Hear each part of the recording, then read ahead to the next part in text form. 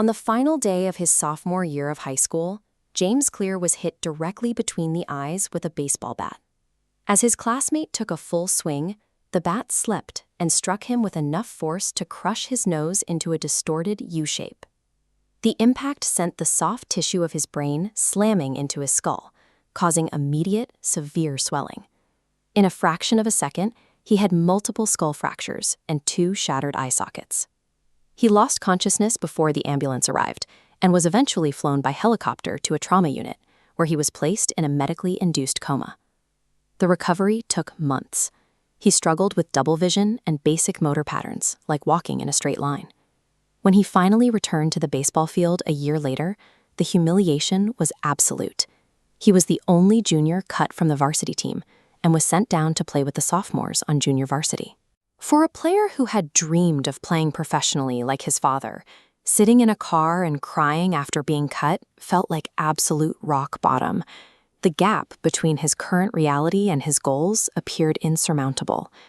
Systemic failure often operates on the same logic as personal failure. In the early 2000s, Great Britain's professional cycling team was enduring its own version of a dead end. British riders had endured nearly 100 years of mediocrity. Since 1908, they had won just a single gold medal at the Olympic Games, and they had fared even worse in the Tour de France. In 110 years, no British cyclist had ever won the race. Their reputation was so poor that one of the top bike manufacturers in Europe refused to sell gear to the team. They were afraid that if other professionals saw the British riders using their bikes, it would hurt their sales. When we face a massive deficit, our natural instinct is to look for a massive solution. We assume that escaping a hole this deep requires a radical, overnight transformation, or a single superhuman leap. Everything changed when the team hired Dave Brailsford. What made him different was his commitment to a strategy called the aggregation of marginal gains. The philosophy was simple: break down everything you can think of that goes into riding a bike, and then improve each of those elements by just 1%. When you put them all together, you get a significant increase in performance. Brailsford and his coaches started with adjustments you might expect from a pro team. They redesigned the bike seats to make them more comfortable and had the riders wear electrically heated overshorts to maintain ideal muscle temperature. But they also looked for microscopic gains in places others ignored. They rubbed alcohol on the tires for a better grip and tested different types of massage gels to see which led to the fastest muscle recovery. These were not radical overhauls. They were invisible, highly controllable optimizations of a system that was already in place. James Clear adopted this same logic when he started college at Denison University. He wasn't going to become a star athlete overnight, so he focused on getting his life in order. While his peers stayed up late, he went to bed early. He kept his room neat. He lifted weights every week. These minor improvements gave him a sense of control. This approach is reflected in the literal definition of atomic, an extremely small amount of a thing, the single irreducible unit of a larger system. When paired with a habit, a routine performed regularly, you have the building blocks of behavior change. By focusing on these small units, Clear was shifting his attention away from a distant, daunting goal and toward the daily management of the system itself.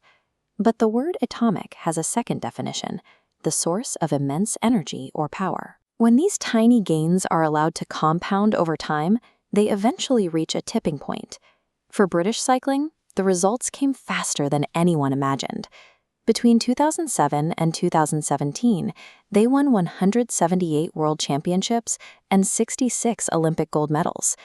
They eventually reached the milestone of total dominance, capturing 5 Tour de France victories in a single decade, the most successful run in cycling history. James Clear saw parallel results. 6 years after his coma, he was selected as the top male athlete at his university and named to the ESPN Academic All-America team. He fulfilled his potential not through a lucky break, but through the accumulation of small wins. These results were the mathematical certainty of the compound effect. On a graph, the progress looks flat for a long time until it suddenly, violently spikes upward. While external situations constantly fluctuate, the internal fundamentals of human behavior remain fixed. The same principles working for a cycling team in London worked for a student in Ohio. There is a hard truth to habit formation. If you maintain your current habits, you are guaranteed your current results. Success is rarely the result of a single defining moment or a lucky break. It is the product of daily habits, not once-in-a-lifetime transformations. Your life trajectory is determined by the small 1% choices you make every day. Better habits don't just change your routine. They compound into results you once thought impossible.